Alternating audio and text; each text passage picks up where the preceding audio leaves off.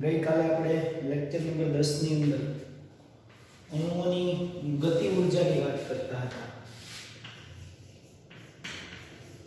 અણુઓની ગતિ ઊર્જા આપણે ગતિ ઊર્જાની વાત કરતા હતા અને એવું કહેતા હતા કે ભાઈ અણુઓની ગતિ ઊર્જા માટે જવાબદાર કોણ છે. તો પહેલું રીઝન જોયું કે ભાઈ અણુઓ જે છે એનું કદ કેવું હોય છે. તો કે એનું કદ છે એમના ખાલી અવકાશની સરખામણીમાં કેવું હોય, નગણ્ય હોય છે. ખાલી અવકાશની સરખામણીમાં કેવું હોય, ખાલી અવકાશની સરખામણીમાં નગણ્ય હોય. આનો મતલબ એવો થઈ ગયો કે વાયુઓના જે ઘટક કણો છે, અણુ, પરમાણુ કે આયન, કોઈ પણ વાયુઓના જે ઘટક કણો છે તેનું કદ એમના ખાલી અવકાશ કરતા વાયુઓના ઘટક કણો છે તો એમના ખાલી અવકાશ કરતા એનું કદ છે એ કેવું હોય છે, ખૂબ નાનું હોય છે, એટલે નગણ્ય હોય છે. તો પછી એને દળ કેવું હોય, તો આપણે એવું કીધું કે એને જે દળ હોય એ કેવું હોય, બિંદુ દળ હોય છે. બિંદુ દળ હોય. એક વસ્તુ આપણે આ શીખી લીધા. બીજી વસ્તુ કે એમને સામાન્ય તાપમાન અને દબાણે કણો વચ્ચે કોઈ આકર્ષણ બળ હોતું નથી. સામાન્ય તાપમાન અને દબાણે કોઈ પણ પ્રકારનું આકર્ષણ બળ હોતું નથી. તેથી અણુઓ શું હોય તો કે પ્રસરી શકે, વિસ્તરી શકે છે. વિસ્તરી શકે ત્યારે સામાન્ય તાપમાન અને દબાણ એમની વચ્ચે આકર્ષણ બળ હોતું નથી.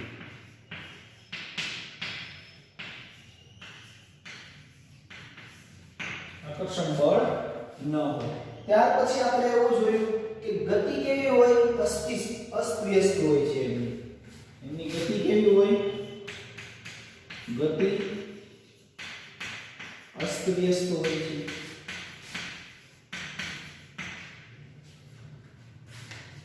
ગતિ જો એમની અસ્તવ્યસ્ત હોય તો પછી એમનો આકાર કેવો હોય, તો એમનો આકાર આપણે એવું કીધું હતું કે જેમની ગતિ અસ્તવ્યસ્ત હોય તો એમનો આકાર કે જ્યારે સ્થિર થશે ત્યારે એમનો આકાર ધરાવે છે, પરંતુ એ આકાર આપણે જોઈ શકતા નથી. એમનો આકાર હોય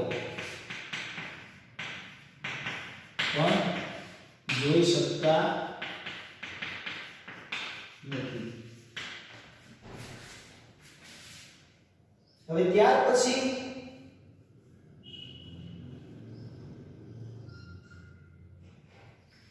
નવો મુદ્દો એટલો આપણે ગઈકાલે શીખ્યા હતા.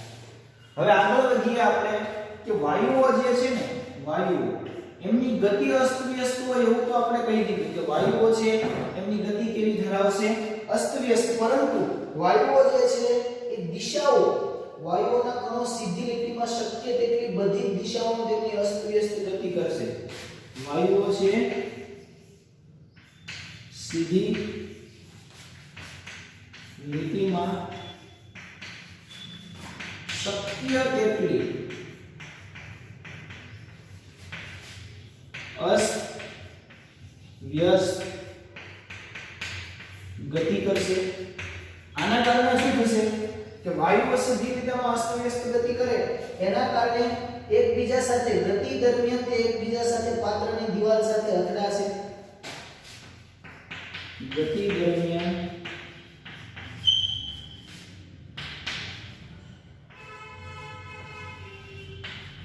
એકબીજા સાથે અને પાત્રની દિવાલ સાથે અથડાશે.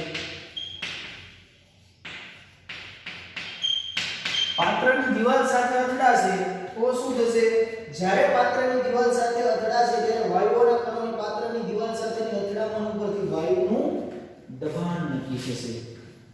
વાયુ પાત્રની દિવાલ સાથેની અથડામણથી વાયુનું દબાણ નક્કી થશે.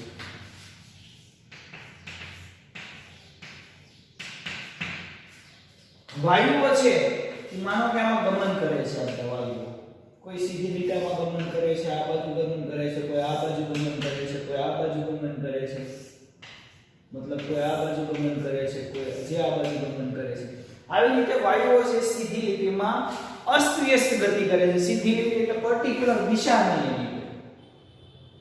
તો આ જે વાયુઓ જે છે એ સીધી લીટીમાં શક્ય તેટલી અસ્તવ્યસ્ત ગતિ કરશે. પછી શું થશે તો કે ગતિ દરમિયાન એકબીજા સાથે આ વાયુઓ છે ગતિ કરતા હોય છે તો વાયુના ઘટક કણો છે એકબીજા સાથે અથડાય.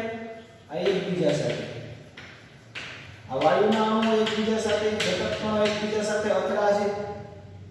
આ ઘટક કણો અંદરો અંદર તો અથડાશે, પરંતુ આ જે પાત્રની દીવાલ છે ને, પાત્રની દીવાલ, એ પાત્રની દીવાલ સાથે પણ અથડાશે. અહીંયાથી આવે છે પાત્રની દીવાલ સાથે અથડામણ, ફરી પાછા ઘટક કણ સાથે. તો આમની અંદર અથડામણના કારણે શું થશે તો કે પાત્રની દીવાલ સાથે જ્યારે અથડાશે ત્યારે વાયુના પાત્રની દીવાલ સાથેની અથડામણથી વાયુનું દબાણ નક્કી થશે. આ વાયુઓ જેટલા પાત્રની દીવાલ સાથે અથડાશે એના ઉપરથી શું થાય છે, એના ઉપરથી એમનું દબાણ નક્કી થાય છે. તો વાયુઓ સીધી લીટીમાં શક્ય તેટલું ગમન કરે છે, વાયુઓ એકબીજા અથડાય છે અને પાત્રની દીવાલ સાથે પણ અથડાય છે. ત્યારે શું નક્કી થાય છે, વાયુઓનું દબાણ નક્કી થાય છે. ત્યાર પછી વાયુઓની અથડામણ સંપૂર્ણ સ્થિતિસ્થાપક હોય. વાયુઓની અથડામણ કેવી હોય? સંપૂર્ણ સ્થિતિસ્થાપક હોય. સંપૂર્ણ સ્થિતિસ્થાપકનો મતલબ એવો થાય છે કે સંપૂર્ણ સ્થિતિસ્થાપક હોય આનો અર્થ એમ થાય કે અણુઓની અથડામણ પહેલા અને અથડામણ પછીની કુલ ઊર્જા સરખી હોય. આનો અર્થ કેવો થાય કે અણુની અથડામણ પહેલા અને પછી એમની ઊર્જા છે કેવી હોય? સમાન.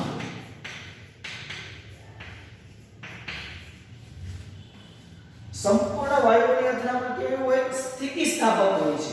સ્થિતિસ્થાપકનો મતલબ એવો થઈ ગયો કે અણુઓની અથડામણ પહેલા અને પછી ઊર્જા કેવી હોય છે? સમાન હોય છે. એટલે કુલ ઊર્જા એમની સમાન હોય છે. અથડાતા અણુઓની વચ્ચે ઊર્જાનો વિનિમય હોઈ શકે.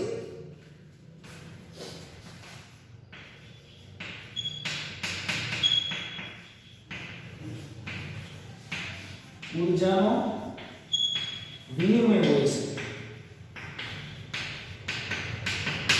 પરંતુ અથડાતા અણુની ઊર્જાનો વિનિમય હોઈ શકે તેમ છતાં વ્યક્તિગત ઊર્જા બદલાય, પરંતુ વ્યક્તિગત ઊર્જાનો સરવાળો છે કેવો હોય?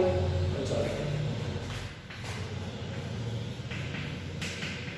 વ્યક્તિગત ઊર્જા બદલાય પરંતુ એનો સરવાળો કેવો રહે? જોવાય કે સ્થિતિસ્થાપક હોય છે. વાયુઓની અથડામણ કેવી હોય? સ્થિતિસ્થાપક. સ્થિતિસ્થાપકનો મતલબ એવો થઈ ગયો કે અણુઓની અથડામણ, અણુ અથડાશે. માનો કે આ પાત્ર છે, આ પાત્રની અંદર અણુઓ છે, અહીંયાથી જમ્પ લગાવ્યો અને અહીંયા અથડામણ પછી ફરી પાછો અહીંયા અથડામણ, અહીંયાથી અથડામણ અનુભવ્યા પછી ફરી પાછા અહીંયા આવી રીતે અથડામણ થાય છે. ઉપર જાય, આ બાજુ ભટકાય, ફરી પાછો અહીંયા અથડાય છે, ફરી પાછો અથડાય છે. તો અણુઓની અથડામણ પહેલા એટલે કે અણુ અથડાતો નથી ત્યારે અહીંયા છે, અહીંયા જ્યારે અણુ છે ત્યારે એમની કંઈક ઊર્જા હશે. અણુની ખુદની પાસે તો કંઈક ઊર્જા હોય કે નહીં? તો અથડામણ પહેલાની ઊર્જા એની અને અથડાઈ ગયા પછી એમની ઊર્જા, એ ઊર્જા કેવી છે? સમાન છે. તો ઊર્જા બદલાણી ક્યારે હશે કે અણુઓ અહીંયાથી જ્યારે જાય છે અથડાતા પહેલા એટલે કે જ્યાં પહોંચે છે ત્યારે એની ઊર્જાનો કદાચ ફેરફાર થઈ શકે. એટલે કે પહેલા અને પછી અથડાઈ ગયો અને અથડાઈ ગયા પછી ઊર્જા જે મળે છે તો સમાન જ રહે. ઊર્જા એમની ના બદલાઈ જાય. ભાઈ કોઈ પાત્રની અંદર વાયુ ભરેલો છે, એમની ઊર્જા ફિક્સ છે અને 15 20 કે 25 દિવસ પછી એમની અંદર અથડામણ થતી જ હોય, 15 20 25 દિવસ કે એક મહિના પછી જોવામાં આવે તો એમની ઊર્જા વધી જાય તો બોટલ આપોઆપ ફાટી જાય, જો ઊર્જા વધી જતી હોય તો. ઊર્જા વધતી, કુલ ઊર્જા ક્યારેય વધે નહીં. તો એમ કીધું પછી ઊર્જા સમાન હોય, પરંતુ અથડાતા અણુની ઊર્જા નો વિનિમય હોય છે. વિનિમય હોય અને અથડાય એટલે એની ઊર્જા બગડતી હોય, કેમ કે અથડાવવા માટે એને તાકાત તો લગાવવી પડે, એટલે આમની ઊર્જાનો વિનિમય થતો હોય. અહીંયાથી અણુ જ્યારે અહીંયા સુધી પહોંચે છે ત્યારે ઊર્જાનો શું થાય? વિનિમય થતો હોય. એ વાત સાચી છે, વિનિમય થતો હોય, પરંતુ પછી અથડામણ પછી પાછી જે એની ઊર્જા એમણે ગુમાવી છે ફરી પાછી મેળવી લેશે. એટલે અથડાતા અણુની ઊર્જાનો વિનિમય હોય છે, પરંતુ એમની વ્યક્તિગત ઊર્જા બદલાશે. વ્યક્તિગત ઊર્જા એટલે આ અણુ છે, આ અણુ છે, બંને અણુઓ ભટકાય છે તો એકાબીજા અણુની વ્યક્તિગત ઊર્જા બદલાય છે. તો માનો કે આની ઊર્જા કેટલી હતી? 10 કિલો જૂલ છે આ અણુની ઊર્જા, અને આની છે 20 કિલો જૂલ.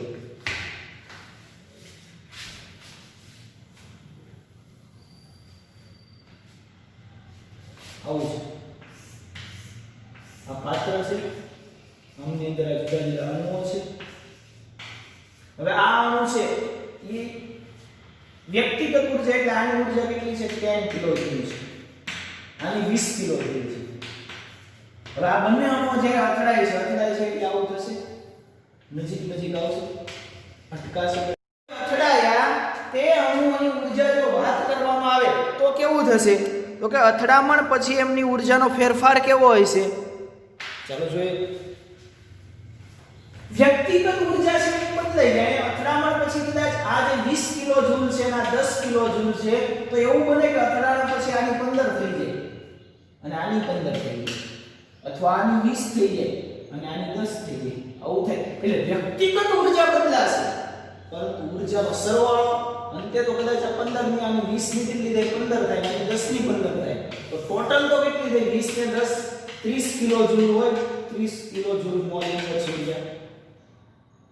તો એ સરવાળો કેવો રહેશે? અચળ રહેશે. કુલ ઊર્જા એમની બદલાશે નહીં. ચાલો ત્યાર પછી આગળ વધીએ.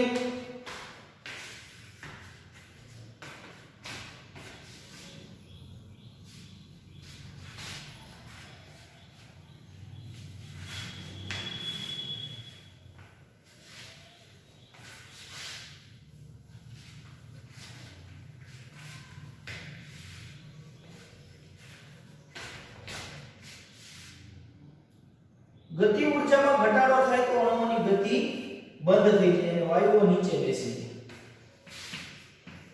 હવે ગતિ ઊર્જામાં ઘટાડો થાય તો શું થાય? ગતિ ઊર્જામાં ઘટાડો થાય. વાયુઓ છે ગતિ કરે છે. આ ગતિ ઊર્જા છે અત્યારે આ અસ્તવ્યસ્ત ગતિ કરે છે. એમની ગતિ ઊર્જામાં ઘટાડો થાય તો વાયુઓ શું કરે? વાયુઓ બધા પાત્રની દિવાલ નીચે આમ બેસી જશે, સ્ટેબલ થઈ જશે. કેવા થઈ જાય? સ્ટેબલ. વાયુઓની ગતિ ઊર્જામાં ઘટાડો થાય તો વાયુઓ પાત્રની દિવાલની તળિયે એમને બેસી જશે. ઘટાડો થાય તો અણુઓની ગતિ બંધ થશે અને વાયુઓ નીચે બેસી જશે. આ હકીકતના અવલોકન કરાયેલ માહિતી વિરુદ્ધ છે. આ અવલોકન જે મળ્યું ને એ અવલોકન કરાયેલ માહિતીની વિરુદ્ધ છે. ભાઈ વાયુઓ બેસી જાય એ ક્યાંથી એવું જોવા મળ્યું? કોઈ જોવા તો નથી કે વાયુઓથી કઈ બેસી ગયેલા હશે, એટલે આને કેવું કહી દીધું? વિરોધ થાય. પરંતુ આ તો એક એવી માન્યતા છે, એવી કાલ્પનિક છે કે ભાઈ વાયુઓ છે એની ગતિ બંધ થઈ જતી હોય તો જાય ક્યાં? તો વાયુઓની જ્યારે ગતિ બંધ થઈ જાય છે ત્યારે પાત્રની દિવાલ એટલે કે તળિયે છે એ એકત્રિત થઈ જાય છે. કોઈ પણ એક સમયે વાયુના જુદા જુદા પરમાણુ જુદી જુદી ઝડપ હોય છે અને તેના લીધે જુદી જુદી ગતિ ઊર્જા હોય છે. આ ધારણા વ્યાજબી છે. કોઈ એક સમયે એવું બને કે જુદા જુદા અણુઓ છે એમની ગતિ ઊર્જા કેવી હોય? જુદી જુદી હોય. અથડામણ પણ કેવી હોય? જુદી જુદી હોય. જુદો અલગ અલગ સમય છે તો અલગ અલગ સમયે વાયુઓની ગતિ ઊર્જા કેવી હશે? જુદી જુદી હશે. સમય પ્રમાણે આમની ગતિ ઊર્જા બદલાતી રહેશે. એ હકીકત સાચી છે, પણ આ સ્ટેબલ થઈ જાય નીચે બેસી જાય એવું કોઈ અવલોકન કરવામાં આવ્યું નથી. આ ધારણા વ્યાજબી છે કારણ કે જ્યારે કણો અથડાય છે ત્યારે તેની ઝડપ બદલાય છે અને અપેક્ષિત કહી શકાય છે કે બધા કણોની પ્રારંભિક ઝડપ સરખી હોય છે. તો તે અથડાય એટલે વ્યસ્ત ગતિની ઝડપ બદલાય તો પણ ઝડપની વહેંચણી કોઈ તાપમાને અચળ હોય છે. વાયુઓ છે, વાયુ એમની ઝડપ છે, આ ઝડપ છે એ બદલાય છે, પરંતુ કોઈ ચોક્કસ તાપમાને ફિક્સ ટેમ્પરેચરે આમની જે અસ્તવ્યસ્ત ગતિ છે એ તો ચોક્કસ હોવાની. ભાઈ અથડામણ બદલાય તો એમની ગતિ ઊર્જા બદલાય. વાયુઓનું ટેમ્પરેચર ખૂબ વધારવામાં આવે, તાપમાન એટલું બધું વધારી દેવામાં આવે કે વાયુઓના અણુઓ છે એકબીજાથી દૂર દૂર દૂર જતા રહે. હવે વાયુઓ એકબીજાથી દૂર દૂર ક્યારે જાય? એમની ગતિ ઊર્જા વધે. તો ગતિ ઊર્જા ક્યારે વધે? તાપમાન વધારો તો. એટલે તાપમાન વધે તો વાયુઓના જે ઘટક કણો છે, અણુ પરમાણુ કે આયન, તેમની ગતિ ઊર્જા બદલાય છે. પરંતુ ચોક્કસ તાપમાને એમની ગતિ ઊર્જા બદલાતી નથી, ચોક્કસ હોય છે. જો અણુઓની બદલાતી ઝડપ હોય તો તેમને બદલતી ગતિ ઊર્જા હોવી જોઈએ. બદલાતી ઝડપ હોય તો એમની બદલાતી ગતિ ઊર્જા પણ હોવી જોઈએ.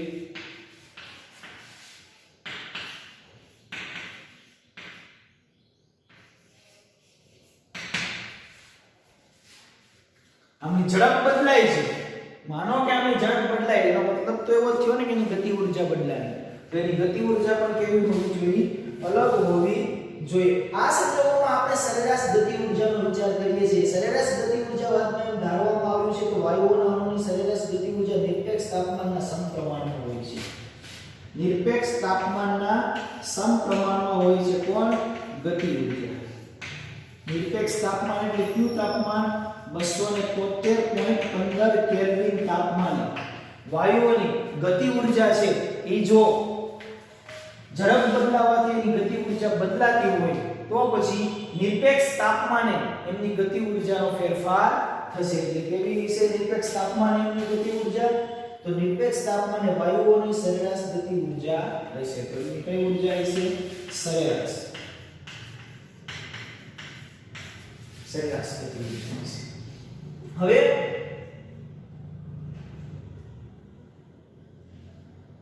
એ નોંધવામાં આવ્યું છે કે અચળ કરતા વાયુઓને ગરમ કરતા દબાણ વધે અને વાયુને ગરમ કરતા કણોની ગતિ ઊર્જા વધે અને તે પાત્રની દિવાલ સાથે વારંવાર અથડાય છે અને વધારે દબાણ કરે છે. ગરમ કરીએ પાત્રને, ઘટક કણો છે આને જો ગરમ કરીએ, તો શું થાય?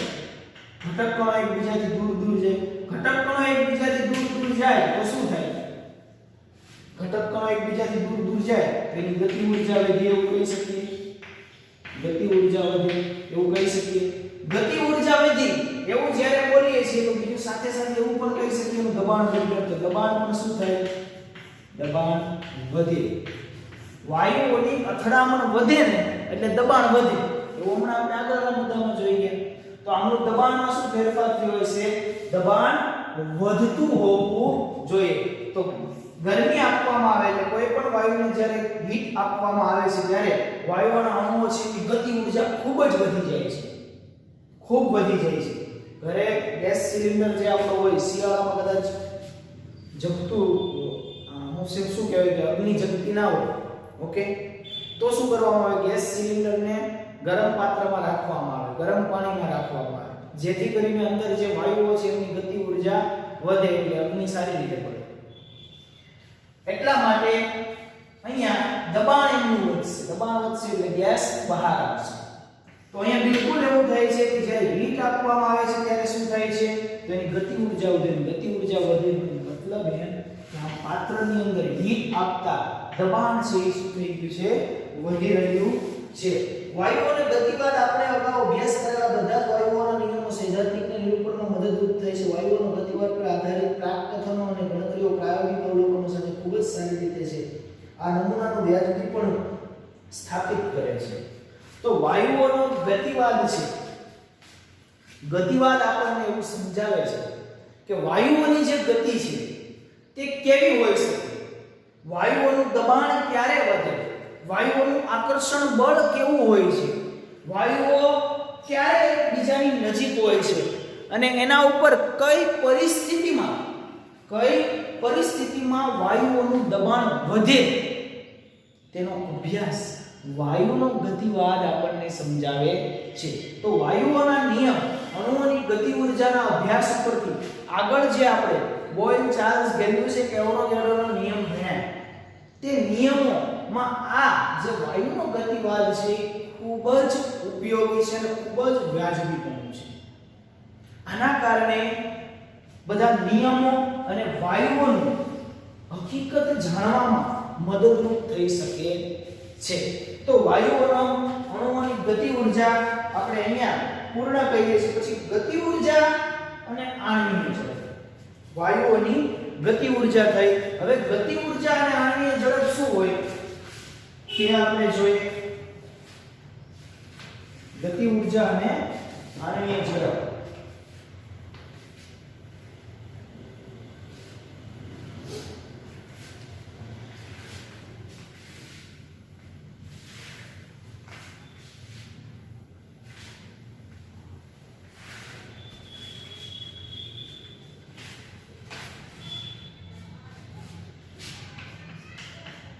चलो भाई, गति ऊर्जा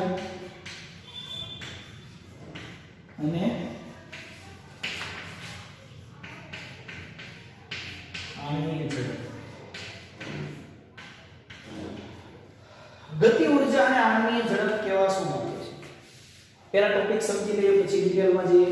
હવે થિયોરેટિકલ પોર્શન છે, આમાંથી પૂછાય પ્રશ્ન જેડબલ નીટ ની અંદર તો પણ થિયોરેટિકલ આવે છે.